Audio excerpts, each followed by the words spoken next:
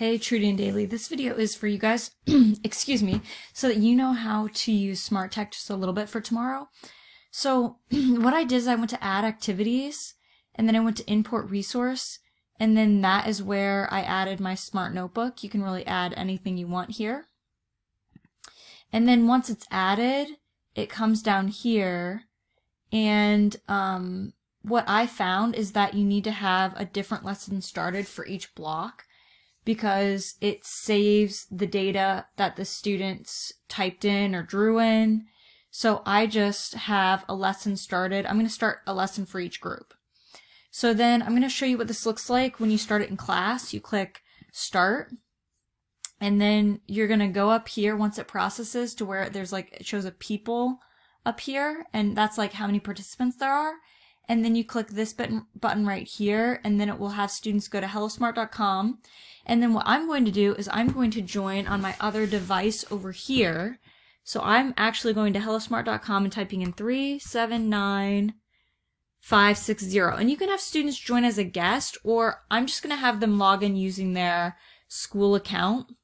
And then they will type in their names. You can have them type in their first and last name. You can let them use a nickname, whatever you prefer. So then, okay, got it. And you'll see one student is connected because I just connected on a separate device. So this is a way you can practice too at your house before your lesson tomorrow.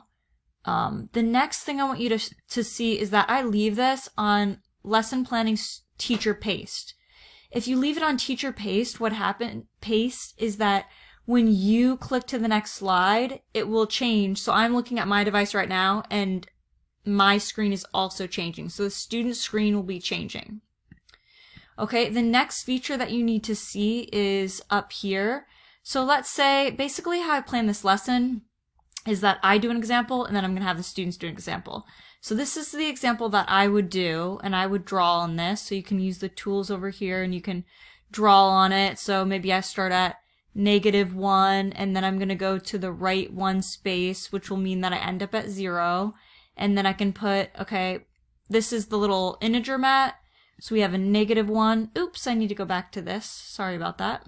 I'll erase that. And then I'll go back to the grabbing, like the tool that grabs the items. So I'm grabbing a -1 and a +1, and then I can say -1 plus +1. Well, that gives me 0 for my answer. So you see 0 for your answer on the number line, and you see the 0 for the answer here.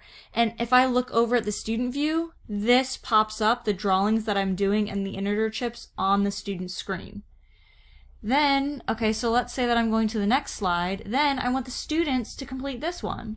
So what I'll do is I'll go up here, and then I'll go to individual handout. So I don't want a collaborative workspace. I don't want all the kids working on my board.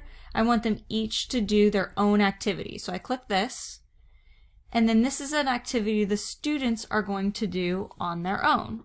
So now this screen looks blank, but now on the other computer that I have, it says handout, start. So I click it, and then I can go ahead and I can work on this handout.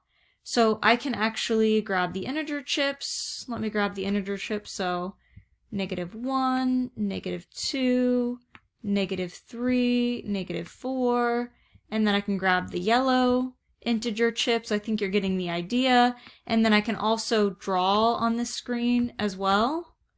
And then it should be showing up over here. So let me make sure this is working. So I'll go here, and then I'll go here. Okay, look.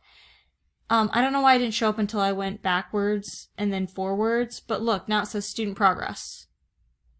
And now, look, I can see what this student did, which is what I did on the other computer. And I think my MacBook is having trouble processing because I've just been having trouble with my MacBook recently. But you should be able to see the progress that this student has done. Alright, it has processed. So it shows student A, and then I click on student A, and look, you can see that I did a little scribble, and then I put 4 integer chips here, 4 red ones, and 2 yellow. So that's all I had time to do.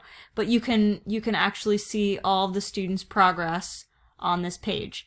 And then this next one is for the teacher to do, and the next one after that is for the student to do. So again, when you want to share it, you go up here and you go to individual handout.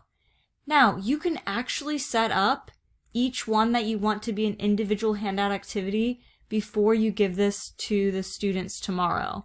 So if you want every other one to be an individual handout, which is how I planned it, it's not how you have to do it, but that's how I planned it, you can go ahead and set up that activity now. And then once the students join, then they will be able to see it as a handout when you get to that slide. So when the slide populates, it'll just say that it's a handout, and then the kids will do their work, and then their progress will appear here. I'm hoping that this is making sense, but the idea is keep it on teacher paste, and then this is the one button that I use to hand out the activity to students so they can actually draw on their own boards. And I think that's everything you need to know.